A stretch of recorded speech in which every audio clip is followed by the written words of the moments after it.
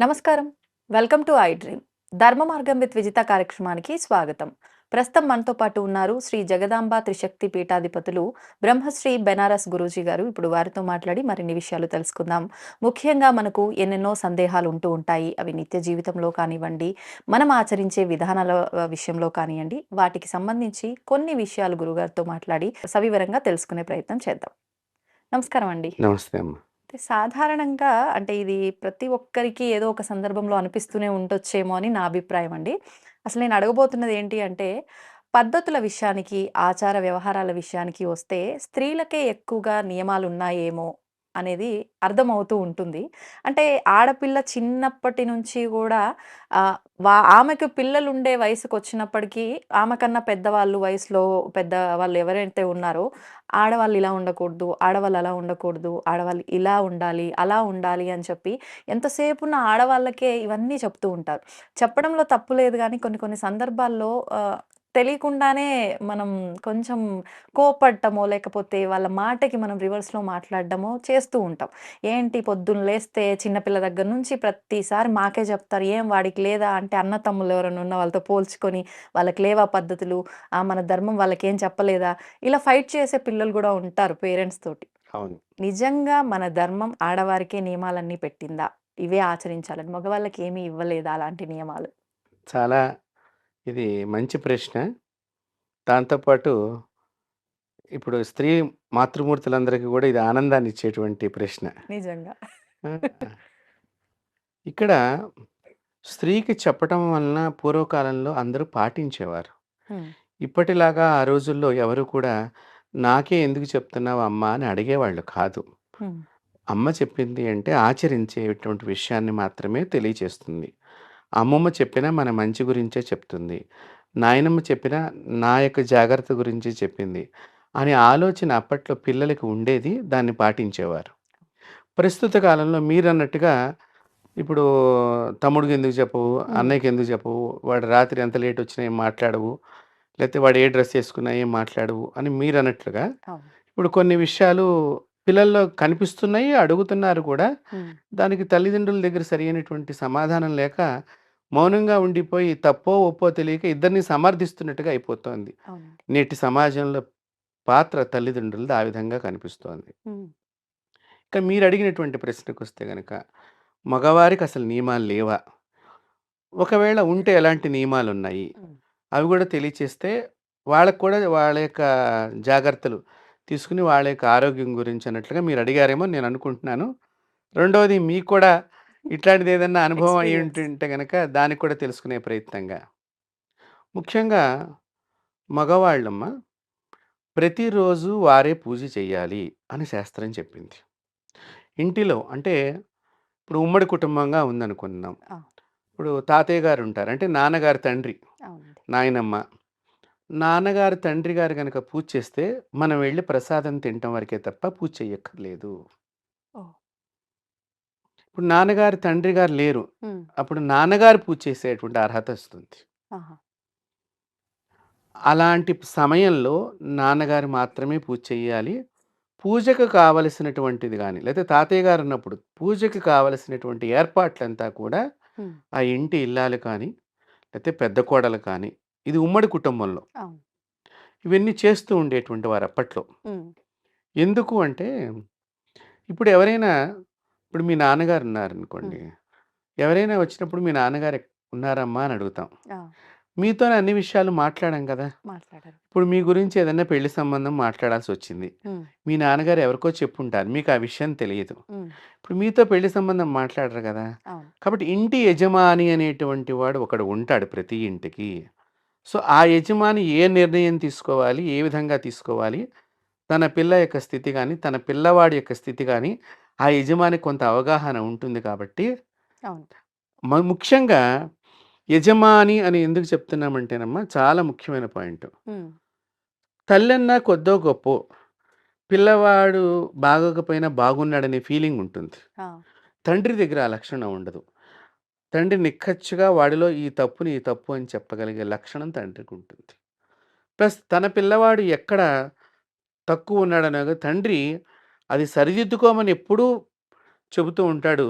తల్లి మాత్రం రేపు నేర్చుకుంటాడులేండి, ఇవాళ కాకపోతే అని సమర్థిస్తూ ఉంటుంది. నిజం. కాబట్టి ఈ సమర్థనలో పిల్లలు పొరపాట్లు ఎక్కువ చేసే అవకాశం ఉంటుంది కాబట్టి, శాస్త్రం మగవాడినే ఇక్కడ యజమాని కింద భావన చేసింది. ఓహ్! మీకు అర్థమైంది కదమ్మా! అర్థమైందండి. సో, ఈ యజమాని హ్మ్. చాలా నియమ నిష్టలతో ఉండాలి అని కూడా హ్మ్. శాస్త్రం చెప్పింది ఇక్కడ. ఆడవాళ్ళ కంటే కూడా ఆ! మగవాడికే చాలా నియమాలున్నాయమ్మా. హ్మ్. మీరనుకుంటున్నట్టుగా ఏదో మాకే నియమాలు పెట్టారు, మేము నవ్వితే తప్పు, హ్మ్. మేము జుట్టు విరబోసుకుంటే తప్పు, హ్మ్. ఇవేమో మీరనుకుంటారు. కానీ అవన్నీ తప్పులే. తప్పులే. ఆ నవ్వటం అనేటువంటిది ఎక్కడ నవ్వాలి ఏంటనే పెద్దవాళ్ళు హ్మ్. గతంలో చెప్తూ ఉండేవారు. కానీ దానికంటే మించి మగవాడికి చాలా పద్ధతులున్నాయి. ప్రస్తుత సమాజంలో ఆ పద్ధతులు గత 2 తరాల నుంచి గూడా కొంత గతి తప్పి, మతి తప్పి ఉన్నది అని చెప్పడంలో ఎటువంటి నేను మొహమాటం పట్టలేదు మగపిల్లల విషయాలు. ఏంటండి ఆ పద్ధతులేంటి? అంటే ఇప్పుడు తల్లిదండ్రులు చనిపోయినప్పుడు వాళ్ళకి చేయవలసినటువంటి 12 రోజుల క్రతువు సరిగ్గా చేయకపోవటం. హ్మ్. ఏదో చేసేసాము, అయిపోయింది, తొందరగా కానివ్వండి, మేము మళ్ళీ విదేశం నుంచి వచ్చామనో, ఇట్లా వెళ్ళిపోవాలనో, దాన్ని ఇంకా తొందరగా చేసేయచ్చా అనేటువంటివి, మేము రాకృతం మీరు చేసేవేమన్నా ఉంటే మీరే చేసేయండని, హ్మ్. ఇలాంటివి కొన్ని చేయటము ఈ మగవాళ్ళు చేసేటువంటివి చాలా తప్పు. ఆ! దీనివల్ల అనేక రకాలైనటువంటి దోషాలు ఆ వంశాన్ని పట్టి పీడిస్తాయనేటువంటి దానిలో సందేహం లేదు. హ్మ్. రెండోది, ముఖ్యంగా వస్త్రధారణ. ఇది గత 2, 3 తరాల నుంచి మతి, గతి 2 తప్పింది మగవాళ్ళకి కూడా. ఆ! దీనిలో ఎటువంటి అనుమానం లేదు. హ్మ్.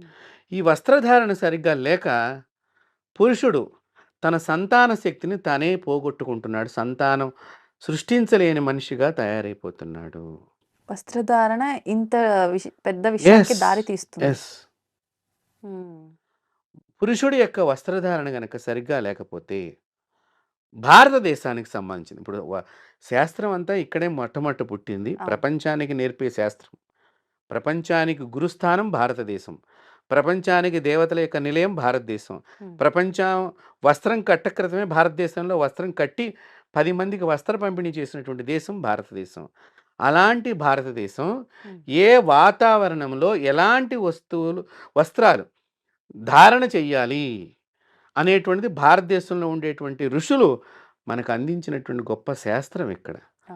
అందుకని మీరు చూడండి, మన పూర్వీకులు ఎక్కువగా తెల్ల లుంగీ పంచె కట్టుకుని ఉండేవాళ్ళు. అవునండి. మీకు పల్లెటూళ్ళల్లో చూసినా కూడా నిజం. తెల్ల లుంగీలాగా అన్న తెలుపు రంగునే బాగా ధారణ చేసేవారు. అవును.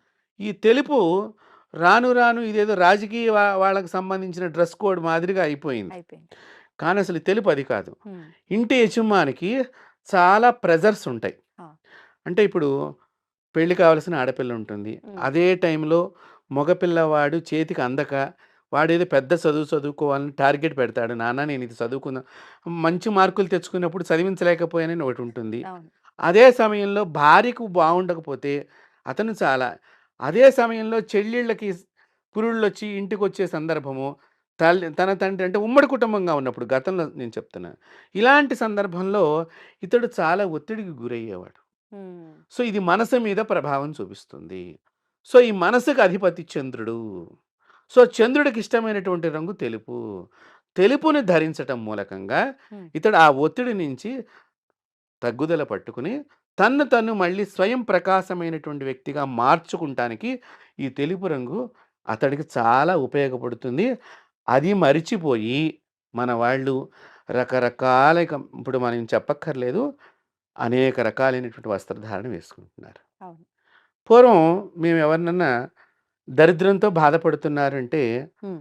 చిరిగిపోయినటువంటి బట్టలేసుకుంటే, అయ్యో పాపం వాళ్ళ ఆ! ఇంట్లో దరిద్ర దేవత తాండవిస్తుందేమో అని మన ఇంట్లో ఏదన్నా కట్టుకున్న ఉతికిన వస్త్రాలు కట్టుకునేవైనా గానీ, అవును. 2 ఉతికిన వస్త్రాలిచ్చి మంచివి వేసుకో, లేతే కుట్టైనా వేసుకోవచ్చు కదరా!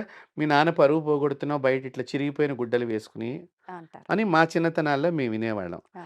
ఇప్పుడు చిరిగిపోయిన డ్రెస్సులు లక్షల్లో కొనుక్కొని, ఇప్పుడు ఉన్నతమైన వాళ్ళుగా ప్రదర్శిస్తున్నారు. ఇది ఎంత దౌర్భాగ్యమో ఆలోచన చేయండి. హ్మ్. అంటే ఇప్పుడు ఇంటికి సంబంధించిన పరువుని ఈ పిల్లవాడే ఇప్పుడు మీరు ఫ్యాంట్ల మీద ఇలా చిరిగిపోయినో ఏదో దాన్నేదో ఫ్యాషన్‌గా వాళ్ళేవో పేర్లు చెప్తూ ఉంటారు. అవును. గమ్మత్తైన పేర్లుంటాయి. అసలు అది ఎందుకు చించాడో వాడికి తెలీదు చించిన వాడికి. వీడొచ్చి మాకు పాఠం చెప్తూ ఉంటాడు. చించిపోయిన డ్రెస్‌కి మళ్ళీ డబ్బులిచ్చి కొనుక్కోవటం. కొనుక్కోవడం. చూడండి ఎంత గొప్ప టాలెంట్ ఉన్నదో. అదే చెప్తున్నాను. వస్త్రధారణ సరిగ్గా లేకపోతే మానసిక వికాసం సరిగ్గా ఉండదు. హ్మ్. ఇంకొకటి తెలుపు వస్త్రాలు వేసుకుంటం మూలకంగా మీరు గతం రోజుల్లో చూస్తే మగవాళ్ళు స్త్రీల యందు పవిత్ర భావనతో ఉండేవారు. అవును. ఈ రోజుల్లో మనము ఎలాంటి మాటలు సందుకొకటి, బజారుకొకటి, ఒక స్త్రీ గురించి ఇట్లా ఇబ్బంది పడింది అనేటువంటి దానికి ఒక స్కూల్లో భయం లేకుండా అయిపోయింది. హ్మ్. ఒక ఆసుపత్రిలో గూడా. అంటే ప్రాణాన్ని కాపాడే హాస్పిటలు, అవును. విద్యను నేర్పేటువంటి విద్యాలయంలో కూడా హ్మ్. ఆడదానికి ప్రమాదాలు సంభవించే కేంద్రాలుగా మారుతున్నాయంటే, ఇవి దేనికంటే మానసిక వికాసం లేకపోవటం మూలకంగానే. మానసిక దౌర్భాగ్యమైనటువంటి ఈ యొక్క పరిస్థితులే వాటికి కరెక్ట్. ముఖ్యంగా అవుతున్నాయి. పూర్వం అందుకని మన పూర్వీకులు హ్మ్. మీరు అందులో రైతు కుటుంబాల్లో కూడా చూసినా కూడా ఈ తెలుపు రంగుని చాలా తెల్ల చొక్కా, అవును. మంచిగా నీట్‌గా ఏ రోజుకి ఆ రోజు ఉతుక్కునే డ్రెస్ ఉతుక్కొని. మాత్రమే వేసుకునేటువంటి వారు. అవును.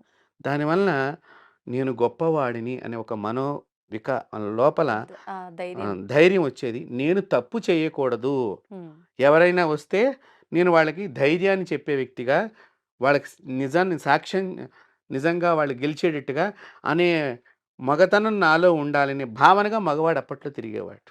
హ్మ్. అంటే అప్పుడు ఎంత గొప్ప లక్షణమో ఆలోచన చేయండిది. అవును. కాబట్టి ఇప్పుడు మగవాళ్ళు అలాంటి డ్రెస్సులు వేసుకోవటం లేదు. హ్మ్. వద్దన్న కొద్దికి నలుపు రంగు వస్త్రాలు ధరిస్తున్నారు. ఆ! ఇప్పుడు అదేమనంటే మీరు గూడా అదే వస్త్రంతో ఉన్నారు. మిమ్మల్ని అంటున్నాను అనుకోమాకండి. హ్మ్. నలుపు రంగు వస్త్రం వేసుకుంటం మూలకంగా శరీరం లోపల కణజాలాలలో చనిపోయేటువంటి లక్షణం తొందరగా వస్తుంది. ఓహ్! అంటే పాజిటివ్ టాక్సిన్స్ అని మనకుంటాయి. హ్మ్. హ్మ్. ఇంగ్లీష్ భాషలో చెప్పాలంటే. దాన్ని కణజాలం అని తెలుగులో అంటాం మనం. అవును. రక్త కణాలు కానియండి, క్రోమోజోమ్స్ అని అంటాం ఆ! సైన్స్‌లో అయితే గనక. సంతాన ఉత్పత్తికి సంబంధించినటువంటి క్రోమోజోమ్స్ కానియండి, హ్మ్. ఇవన్నీ తొందరగా చచ్చిపోవటానికి నలుపు ఎక్కువగా దోహదపడుతుంది. మరి అంటే నలుపు అంత ప్రమాదకరమైనప్పుడు అసలు నిజంగా ప్రమాదకరమైన దాన్ని భగవంతుడు సృష్టించాడేమో కదా! చాలా మంచి ప్రశ్న. మా చిన్నతనాల్లో గూడా అడిగేవాళ్ళు. "ఇట్లా మీరు నలుపేసుకోవద్దంటున్నారు గదా! హ్మ్. మీ నెత్తిన నలుపు రంగుంది. మీ గడ్డానికి నలుపు రంగున్నది." మీ కంటి పాప నలుపుంటుంది. ఇలా చెప్పుకొచ్చారు. చెప్పొచ్చు. భగవంతుడు అది ఎందుకు పెట్టాడో వాడికి తెలీదు. హ్మ్. కానీ నోట్లోంచి మాట మాత్రం మనం తొందరగా మాట్లాడతాం. అవును.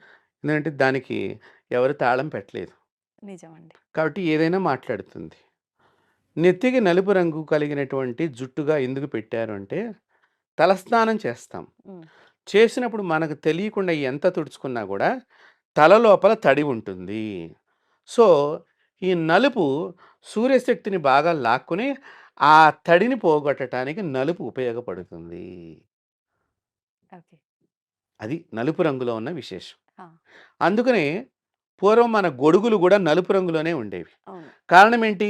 హ్మ్. సూర్యశక్తి ఎక్కడైతే ఉంటుందో వర్షాకాలంలో గూడా సూర్యుడు అక్కడక్కడ కనిపిస్తూ ఉంటాడు ఆ! మనకి మబ్బుల చాటు నుండి. అవును. సో, ఆ సూర్యశక్తిని లాక్కుని మనకది ప్రసారం చేయటానికి ఉపయోగపడే వస్తువు నలుపు. అది గొప్పది. హ్మ్. గొప్పదాన్ని ఇప్పుడు టాబ్లెట్స్ అన్నీ గొప్పవి మా రోగాన్ని పోగొడుతున్నాయి. మీరేసుకుంటున్నారా? అవసరం ఉన్నప్పుడు టాబ్లెట్ వేస్తున్నారా? అంతే గదండీ. అవసరం మరి రోజు లేనప్పుడు. ఎందుకు వేసుకుంటున్నారు ఇప్పుడు నలుపు? అవసరం లేనప్పుడు ఎందుకండి? మరిప్పుడు మనకు అవసరం లేదుగా నలుపు. ఆ! మరెందుకేసుకుంటున్నాం? ఆ! కాబట్టి ఇక్కడ జరుగుతున్నదేంటంటే, అనవసరంగా వేసుకోవటం మూలకంగా, హ్మ్. ఈ ప్రమాదానికి వాళ్ళు దోహదాన్ని వాళ్ళంతరికి వాళ్ళే మార్గం ఏర్పాటు చేసుకుంటున్నారు. అంటే ఏ వస్త్రం ఎప్పుడు అవసరం అనేది మనకి ఎలా నిర్ణయించుకోగలుగుతాము?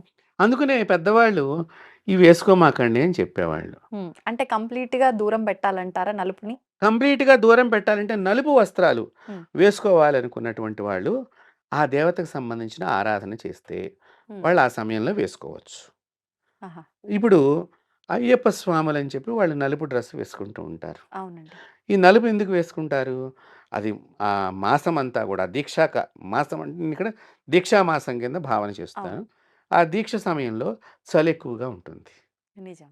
సో, వేడిని తట్టుకోవాలి శరీరం. వేడి కావాలి శరీరానికి. హ్మ్. సో, వేడి కావాలి కాబట్టి ఈ వస్త్రము కొంత సహకరిస్తుంది. దీక్షకు భగ్నం లేకుండా వారి జీవితం నడయాడటానికి అప్పుడు ఉపయోగపడుతుంది. ఓకే. అందుకని ఆ సమయంలో మాత్రమే మనం వేసుకోవాలి. హ్మ్. లేదా మృత్యుదోషం వెంటాడుతున్నప్పుడు హ్మ్. కాళీ కాలభైరవుల సాధనలో ఈ నలుపు రంగును ఉపయోగించుకోవచ్చు. హ్మ్. అకాల మృత్యువు ఎలా ఉంటుంది చెప్పండి? మీకు మృత్యువు కనిపిస్తుందా? కనిపించదు. కానీ అందరూ మృత్యు స్థానానికే వెడుతున్నారు. అవును. కనిపించకుండా ఉండేదే మృత్యువు. ఎక్కడ కనిపించకుండా ఉంటుందంటే చీకట్లో మనం గూడా కనిపించము. ఆ మాదిరిగా మృత్యువు మనల్ని వెంటాడుతుంది. హ్మ్. చీకటి ఏ రంగులో ఉన్నదో నీవు ఆ రంగు వస్త్రాన్ని వేసుకొని ఆ చీకటిలో పోయే మృత్యువుని కనిపెట్టు. హ్మ్. అందరికీ సాధ్యపడుతుందా? పూర్వీకులు సాధన చేశారు, కనిపెట్టారు. హుహుహు. ప్రాణము 9 రంధ్రాల నుంచి ఆ!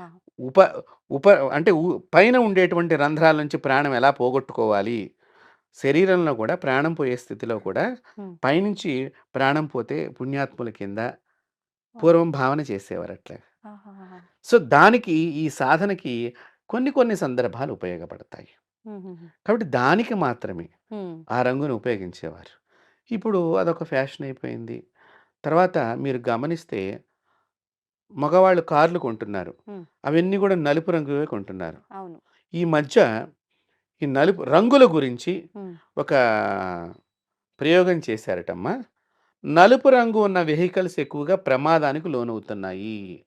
అన్నిటికంటే తక్కువ ప్రమాదాలయ్యేది తెలుపు రంగు వాహనాలు అని డిసైడ్ అయ్యారు. ఆహా! ఎందుకు?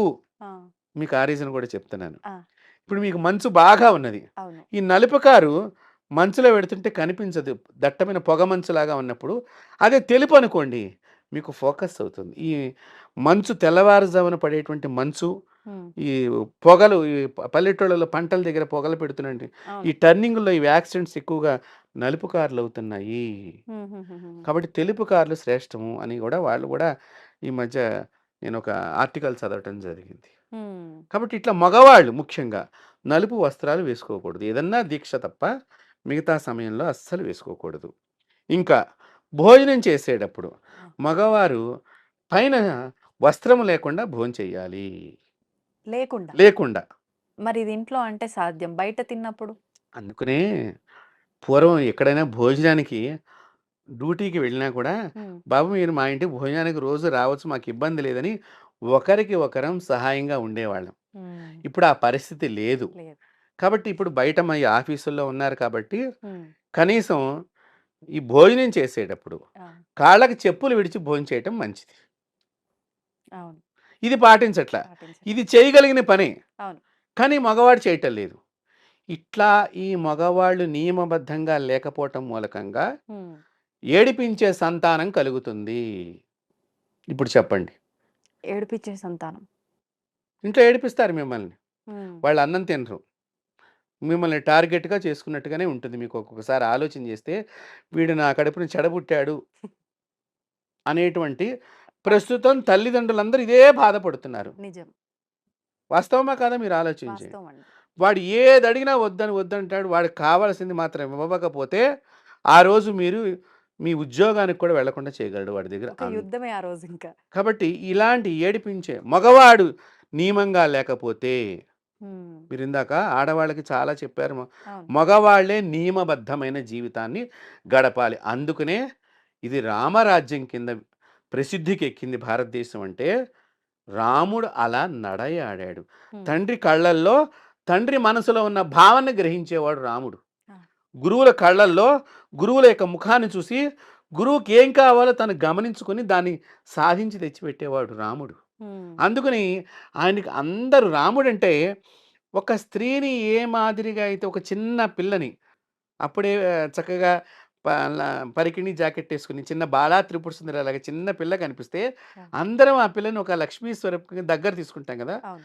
రాముడిని అంత 6 అడుగుల పైన ఉండేటువంటి ఆజానుబాహుడిని కూడా అలా ఒక్కసారి కౌగిలించుకోవాలనిపించిందిట మా అందరికీ గూడా. అవును. కారణం తన ప్రవర్తించిన ధర్మ నియమము.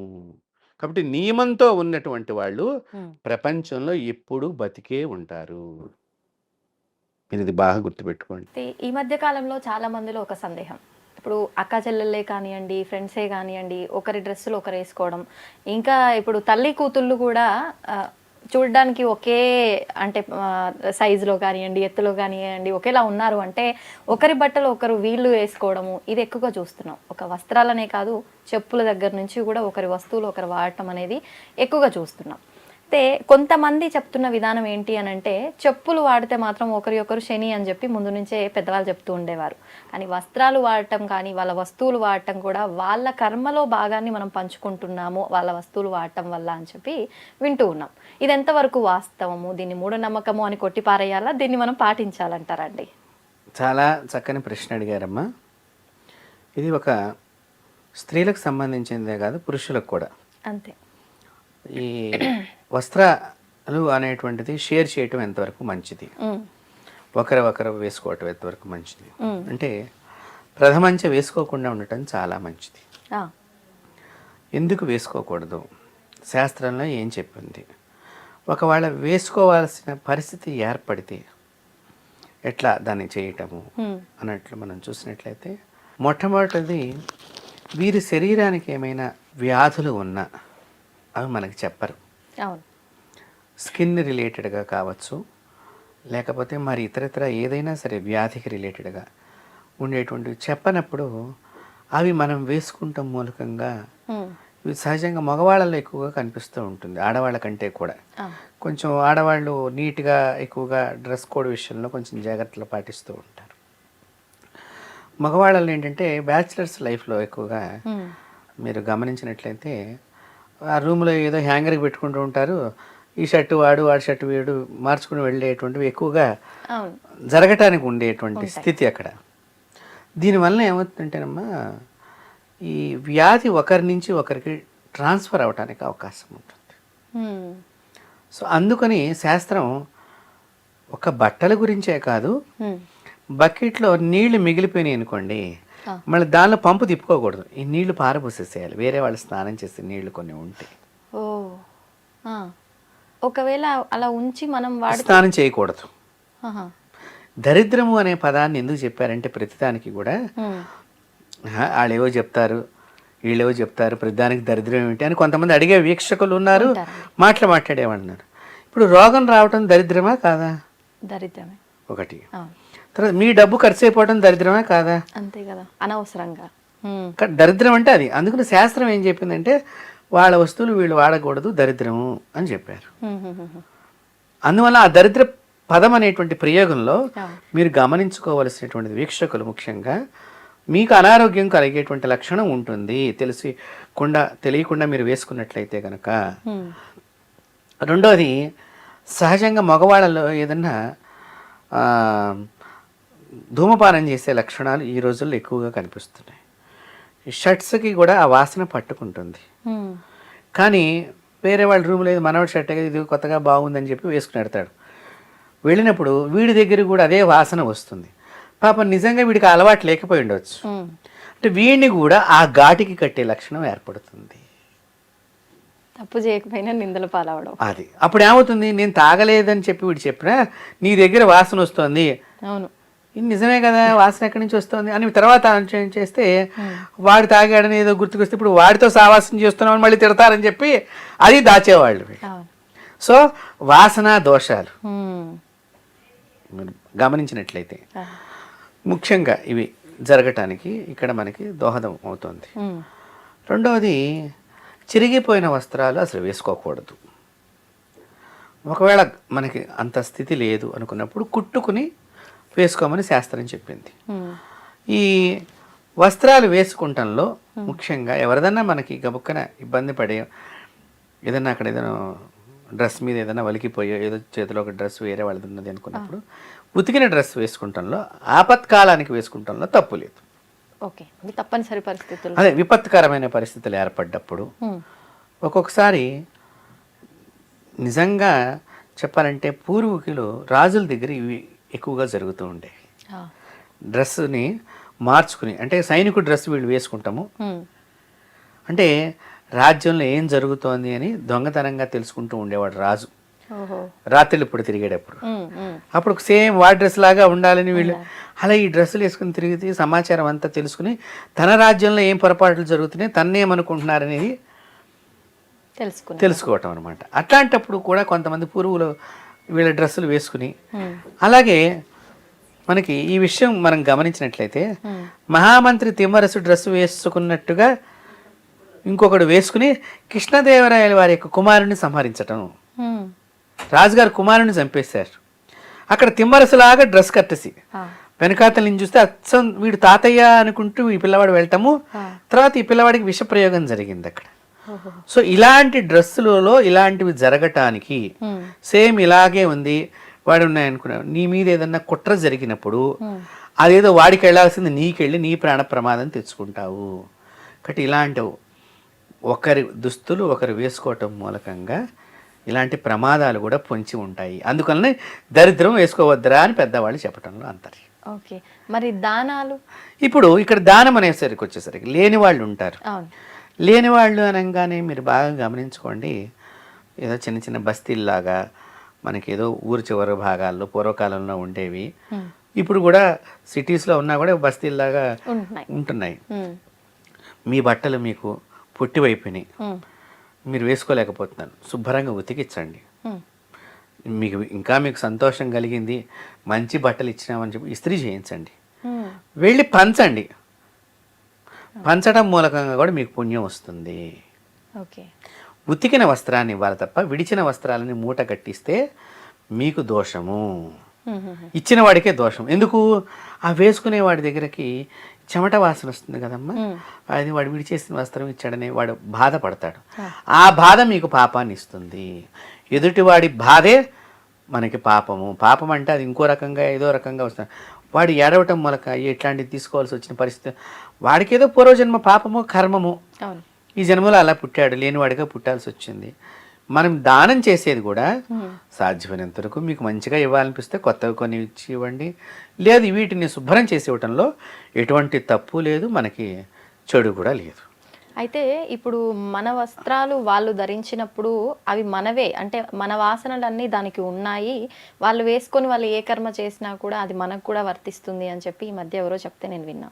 ఇది వాస్తవం అంటారా? లేదమ్మా అలాంటిది. ఇంకా మనకు సంబంధం లేదు. మనకి సంబంధం ఒకసారి ఇచ్చేసిన తర్వాత. ఉండదు. హ్మ్. ఎందుకంటే ఇందాక అదే చెప్పిన నేను మీకు. అవును. కృష్ణదేవరాయల గారి కుమారుడి విషయంలో వస్త్రధారణ హ్మ్. ఇలాంటివి మనతో పాటు తిరిగేటువంటి వాళ్ళే చేయగలుగుతారు తప్ప హ్మ్. ఎక్కడో దూరంగా ఉన్నవాడు చేయలేడు. ఆ! అంత అవకాశం మనతో రాదు. మన ఇల్లు ఎక్కడో తెలియదు వాడికి. హ్మ్. మనం ఏదో ఇచ్చేసి వచ్చేస్తాం కారులో పోయి. ఇప్పుడు అందరూ అట్లా కారులో పోయి ఇచ్చేస్తాం. హ్మ్. అలా జరుగుతుంది. కాకపోతే విడిచిన వస్త్రం ఇస్తే మాత్రం పాపం మనకే తగులుతుంది తప్ప వాళ్ళకు ఉండదు. హ్మ్. వాళ్ళ చక్కని ఉతికిన వస్త్రం. ఈ వస్త్రం ఇచ్చేటప్పుడు దాని మీద ఏదైనా మీ శక్తి ఉంటే ఓ 50 రూపాయలు పెట్టండి, హ్మ్. ఏదో 10 రూపాయలు పెట్టండి, లేదా కనీసం ఒక 2 రూపాయల చెక్క అన్నా పెట్టి దానం చేయాలి. ఖచ్చితంగా ధనంతో పాటే ఇవ్వాలి. అప్పుడేంటి కొత్తది ఇచ్చినా కూడా దక్షిణ పెట్టమన్నారు, పాతది ఇచ్చినా కూడా దక్షిణ పెట్టమన్నారు. ఆ! దీనికి కారణం ఏంటంటే వాళ్ళకి వస్త్రం ఒక్కటే కాదు, ఏదన్నా సహాయానికి ఆర్థికంగా కూడా ఇచ్చినట్లుగా నువ్వు ఉండాలి తప్ప ఏదో నువ్వు ఖాళీ వస్త్రాలు, నువ్వు వాడేసిన వస్త్రాలు ఇస్తున్నట్టు భావన అక్కడ కలగకూడదు. ఓ! వాళ్ళు వాడేసినవిరా అని వాళ్ళు అనుకోకుండా వాడేసినవి ఇచ్చినా రూపాయి పెట్టి ఇచ్చాడరా హ్మ్. అన్నదానికి ఒక తేడా ఉంది కదమ్మా. అవును. ఆ మాదిరిగా వాళ్ళకి ఆనందాన్ని కలిగించే పని మనం చెయ్యాలి. హ్మ్. ఇది మీరు అమావాస్య రోజున ఈ పని చేసి ఆ! మీకు శుభం కలుగుతుంది. దానమా? దానం. కానీ అమావాస్య రోజున ఇంట్లోంచి ఏమి ఇయ్యకూడదు ఇట్లా అంటారు. మరి అమావాస్య రోజున మాంసాహారం తినకూడదు. ఎంతమంది తింటున్నారమ్మా? మర్చిపోయి తిన్నామండి. అమావాస్య అని గుర్తులేదు. భగవంతుడు కూడా మర్చిపోయి మీకు పాపం ఎక్కువ రాస్తాడు. అప్పుడు సంతోషమా? మరి అదే చెప్తున్నా కదా, మనం వద్దన్న దాన్నేమో చేస్తున్నాం ఇంట్రెస్ట్గా, చేయమన్న దాన్నేమో ఇంకో ఆపాదించుకుంటాం. మీరు అమావాస్య రోజున ఈ వస్త్రాలని తీసుకువెళ్ళి డబ్బుతో సహా తలో 10 రూపాయలు పెట్టండి. వాళ్ళ రోజుల్లో 10 రూపాయలు అంటే పెద్ద ఎక్కువ సొమ్ము ఏమి కాదు, అది మన ఆస్తి ఏమి తరిగిపోదు. 10 రూపాయలు చక్కగా నోట్ ఇచ్చి ఇంత అన్నం ప్యాకెట్ కూడా మీరు ఇచ్చినట్లయితే చనిపోయినటువంటి మీ పితృదేవతలు చాలా సంతుష్టులవుతారు. చూడండి, ఇది ఈ వస్త్రం ఈ విధంగా ఇవ్వటంలో చాలా గొప్ప మన దరిద్రం పోతుంది, అవతల వాడికి ఆనందం కలుగుతుంది, అవును. వాడి దరిద్రాన్ని కూడా మనం పోగొట్టిన వాడు అవుతాం. ఎందుకంటే ఆ రోజు నువ్వు 10 రూపాయలు వాడు చూసిన వాడు అవుతాడు. అవును.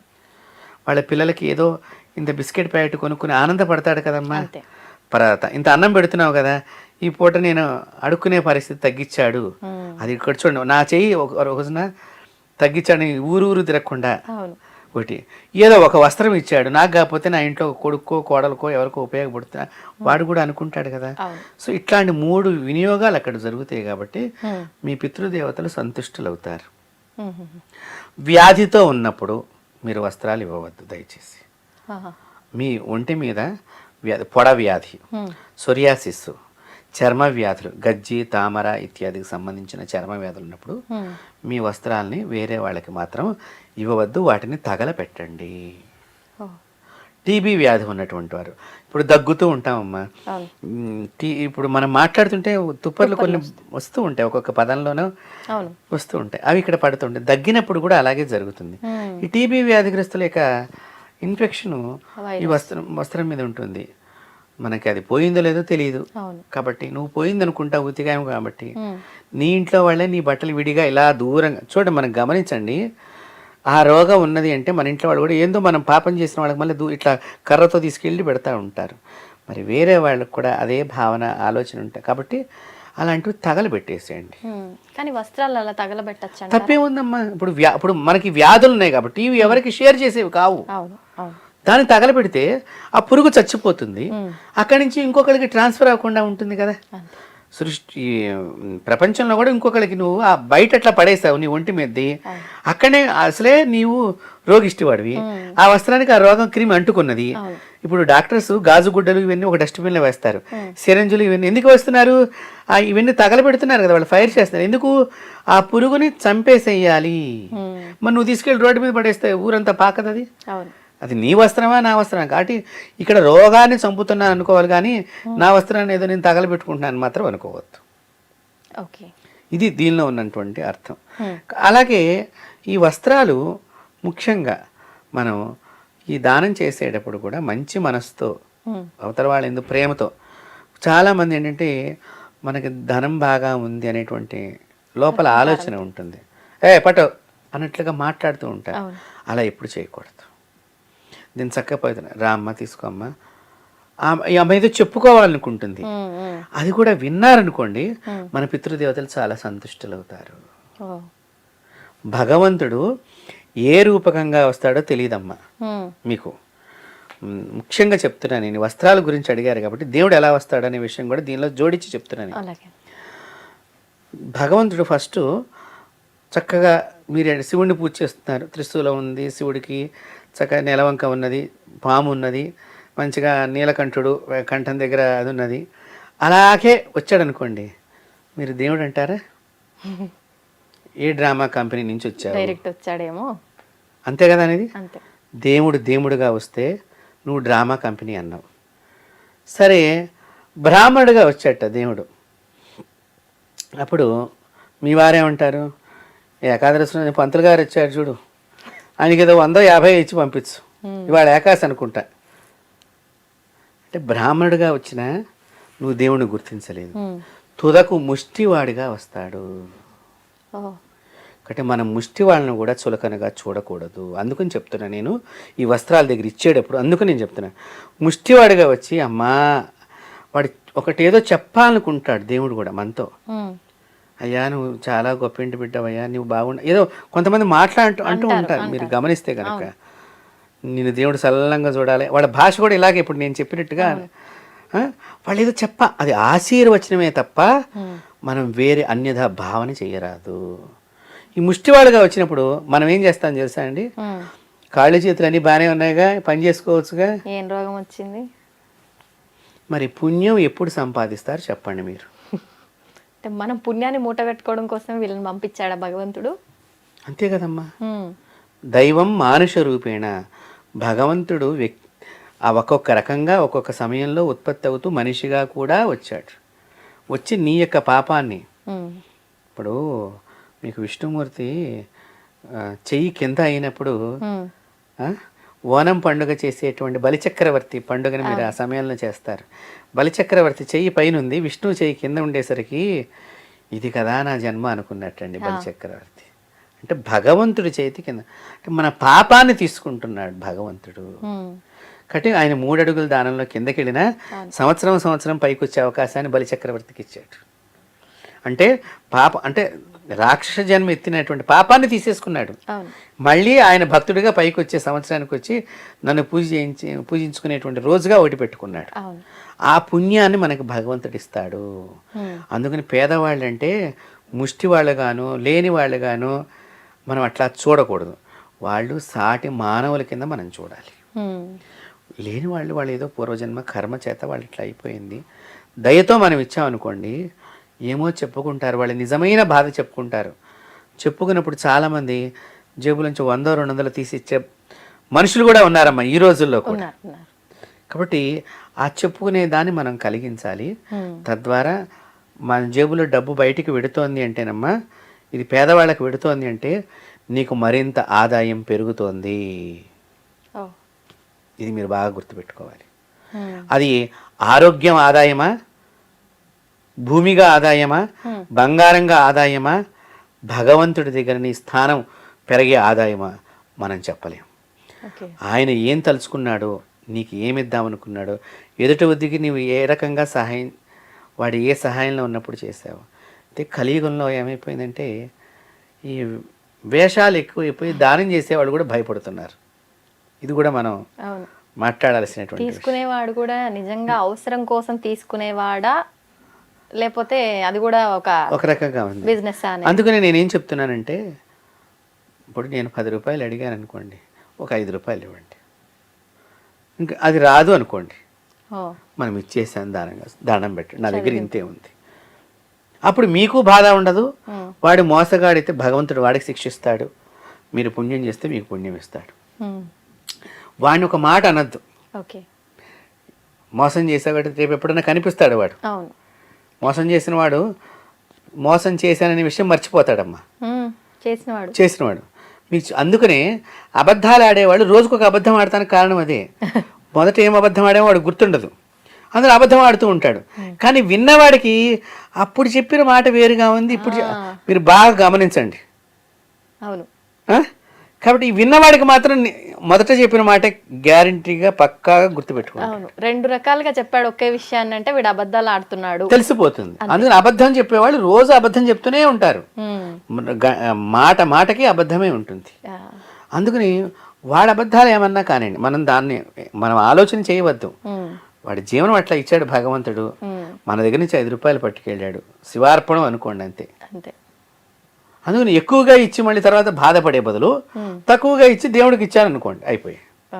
కాబట్టి వస్త్రాల విషయంలో భగవంతుడు ఏ రూపకంగా వచ్చి వస్త్రం పట్టుకుంటాడో తెలియదు నీ దగ్గర. నీ యొక్క రోగాన్ని పట్టుకోవచ్చు, నీ పాపాన్ని తీసేయవచ్చు, నీ వంశానికి పట్టిన చీడని తీసేయచ్చు. ఇంకా చెప్తున్నానమ్మా, నేను ఆత్మను పట్టి పీడిస్తున్నటువంటి అంటే దెయ్యం పట్టినటువంటి ఒక ఆమెకు ఈ విధంగా చేయించటం మూలకంగా దెయ్యం వదిలేసింది. దానం చేయించడం మూలకంగా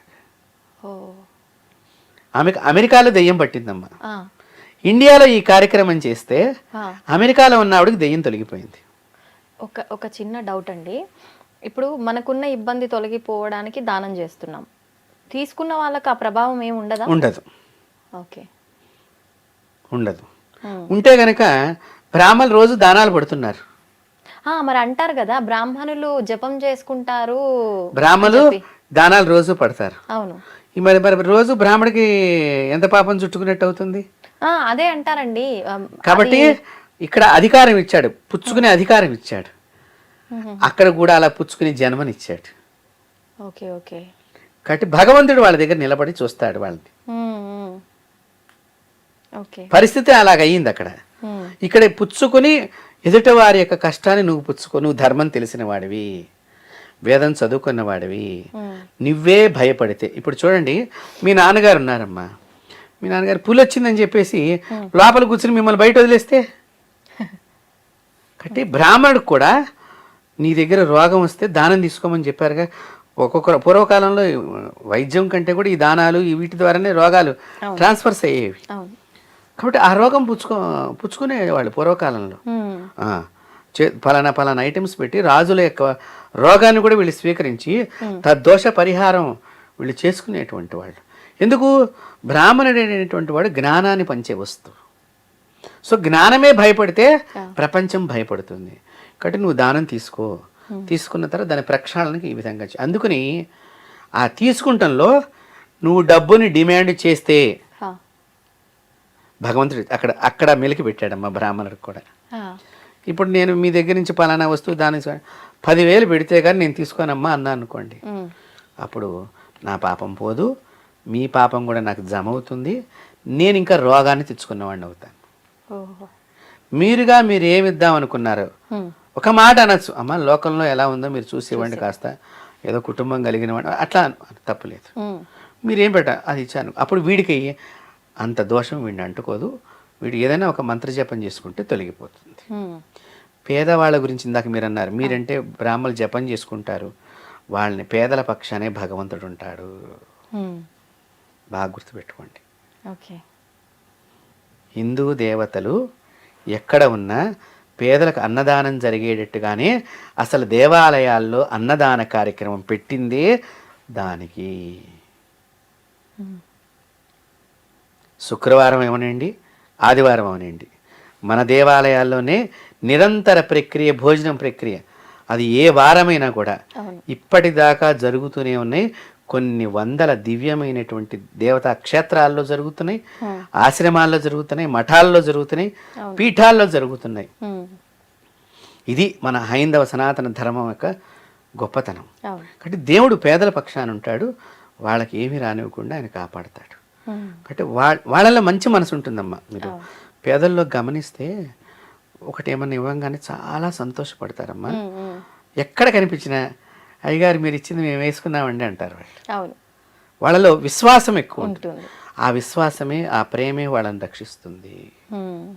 మీరు చూడండి, మనం టీకాలన్నీ పొడిపించుకుంటాం, పిల్లాడు పుడితే, కొత్తగా పిల్లవాడు పుడితే అనేక వ్యాక్సిన్లు వేయించుకుంటాం, వాళ్ళు ఏం వేయించుకోరు కానీ బ్రహ్మాండంగా ఉంటారు. ఎలాగా? అదే భగవంతుడి యొక్క శక్తి. కాబట్టి ఈ దానం ఇచ్చేటప్పుడు అహంకారం లేకుండా ఇవ్వాలి, నేను ఇస్తున్నాను అనేటువంటిది లేకుండా ఉండాలి. ఇలా ఈ వస్త్రము, దక్షిణ, అన్నం ప్యాకెట్ కనుక ఇచ్చినట్లయితే మీ ఇంట్లో ఏదైనా భూత ప్రేతాలకు సంబంధించిన చెడు గాలి తిరుగుతున్నా ఇలాంటిది కూడా బయటకు వెళ్ళిపోతుంది. అమావాస్య విశేషం దానాలకి, అది మనం వాడినదైనా కొత్తదైనా ఏదైనా సరే అమావాస్య చాలా విశేషం. దానం చెయ్యండి, దరిద్రాన్ని పోగొట్టుకోండి, చక్కని ఆరోగ్య ధనవంతులు అవ్వండి. సంతోషం అండి, చాలా చక్కగా వివరించారు. ధన్యవాదాలు. And for more videos, please subscribe to iDream. Please subscribe to iDream. Please subscribe iDream. And please subscribe to iDream. For more videos, subscribe to iDream. please like, share and subscribe to the channel. Congratulations, iDream. Subscribe to iDream. Subscribe to iDream. So subscribe to iDream Media. iDream ki iDream team andarki huge congratulations. Please subscribe iDream Media. Please subscribe to iDream. Subscribe iDream. Please subscribe to iDream. iDream అంటే నా కళల channel subscribe చేసుకున్న నోరు తిరుగుతలేదు, మీరైతే గంట గుర్తు కొట్టండి. For more such videos, please subscribe to iDream. Subscribe to iDream. Please subscribe to iDream. Please subscribe iDream Media. Please do subscribe to iDream. Please subscribe to iDream Media. For best entertainment and information, please subscribe iDream. And don't forget to subscribe to iDream.